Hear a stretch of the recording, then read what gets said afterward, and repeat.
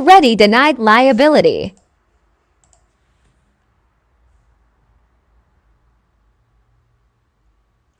So your argument is that this would have been a rear end accident had your insured not spun out.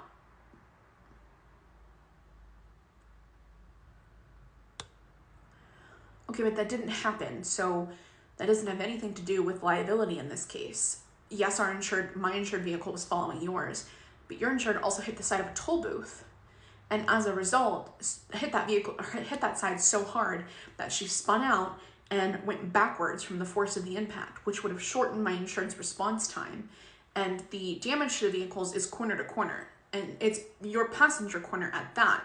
So the fact that she spun out tells me that she was facing perpendicular to that toll booth, and my insured hit her on the very back side of her car on the passenger side. But that doesn't make him responsible.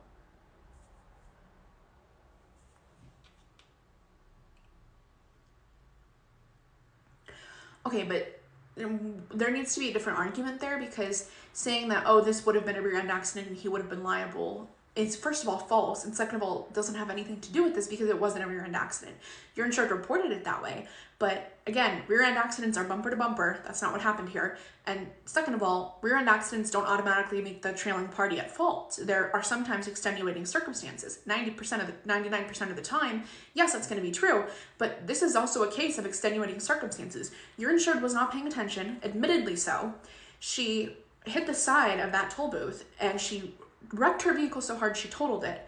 And then as a result, the force of that impact has to go somewhere. And since she can't continue traveling forward, she has to go backwards, especially considering she spun out. So that shortens our response time by half right there if she's spinning out in a backwards motion. And that means that my insured was trailing sufficiently, but your insured cut that response time because of the fact that she spun out.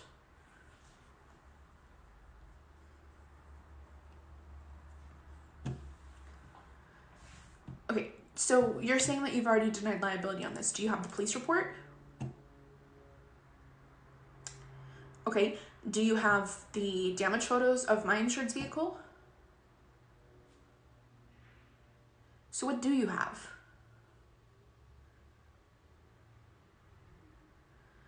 And in your opinion, that's enough to deny liability?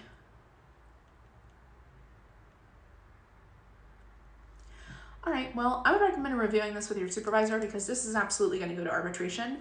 We haven't even gotten the police report yet, so we don't know what that narrative states. And we don't know if they were able to pull the traffic cameras in that area because of the fact that this is a toll booth. And second of all, I mean, it doesn't sound like you have any evidence other than the photos for your insured vehicle, which doesn't showcase what happened to our car.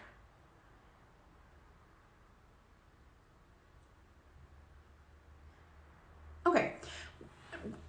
I'm going to wait for the evidence to come in before I make my liability decision because I think that's what you should do in a case like this when it's not a clear-cut liability determination.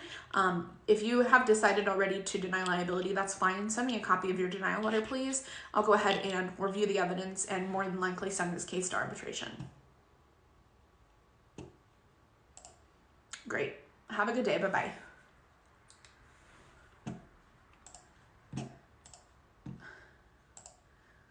I don't know what's going on lately with adjusters making like impromptu liability decisions without sufficient evidence and then having the audacity to call it a different type of accident than it was. Like, you're going to deny liability on the basis that we would have hit you bumper to bumper if you hadn't spun it. Whatever.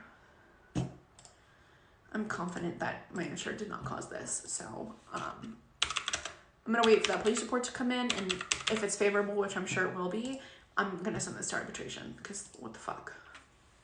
And this accident was like a week ago, and you've already determined liability on a complex... Nope. Not all adjusters are created the same.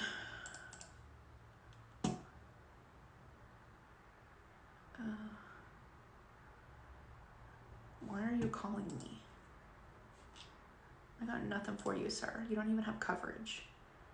The fuck do you want from... You know what? Oh, thank God I have a short week this week because these motherfuckers be testing me.